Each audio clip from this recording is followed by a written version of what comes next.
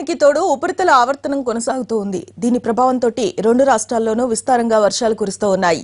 1-2 చోట్ల భారీగా వర్షాలు నమోదయ్యే అవకాశం ఉన్నట్లుగా విశాఖలోని తుఫాను హెచ్చరికల కేంద్రం తెలిపింది.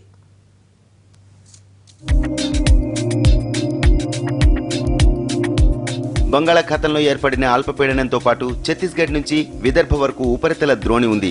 వీటి ప్రభావంతో నైరుతి రుతుపవనాలు చురుగ్గా కదులుతున్నాయి. దీంతో వరుణుడు మళ్లీ పలకరిస్తున్నాడు. కోస్తా రాయలసీమల్లో పలుచోట్ల వర్షాలు కురుస్తున్నాయి. గుంటూరు జిల్లాలో ఒక్కరోజులోనే సగటున 5.3 సెంటీమీటర్ల వర్షం కురిసింది.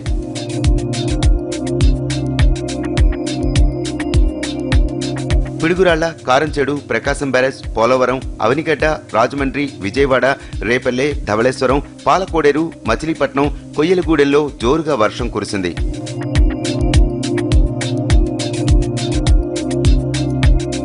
తీరం వెంబడి గాలులు తీవ్రత లేనప్పటికీ క్రమంగా పెరిగే అవకాశాలున్నాయంటున్నారు వాతావరణ శాఖ అధికారులు.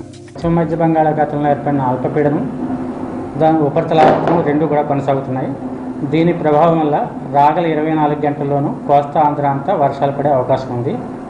కొన్ని చోట్ల 1-2 చోట్ల భారీ వర్షాలు కురిసే అవకాశం ఉంది. 2 చోట్ల ఉత్తర కోస్తాకి దక్షిణ కోస్తాకి రెండు కూడా విస్తారంగా వర్షాలు పడే అవకాశం ఉంది. 1-2 చోట్ల మాత్రం భారీ వర్షాలు పడే అవకాశం ఉంది.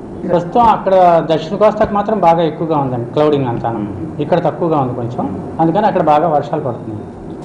ఇటు తెలంగాణలోనూ విస్తారంగా వర్షాలు కురుస్తున్నాయి. మరో 4 రోజుల పాటు ఓ మోస్తరు నుంచి భారీ వర్షాలు కురిసే అవకాశం ఉందని వాతావరణ కేంద్రం చెబుతోంది. ముఖ్యంగా ఉత్తర తెలంగాణలోని ఆదిలాబాద్, నిజామాబాద్, కరీంనగర్, వరంగల్, ఖమ్మం జిల్లాల్లో చాలా ప్రాంతాల్లో భారీ వర్షాలు కురిసే అవకాశం ఉంది. చాలా రోజుల తరువాత వర్షాలు పడుతుండటంతో ఖరీఫ్ రైతులు ఊపిరి పీల్చుకుంటున్నారు.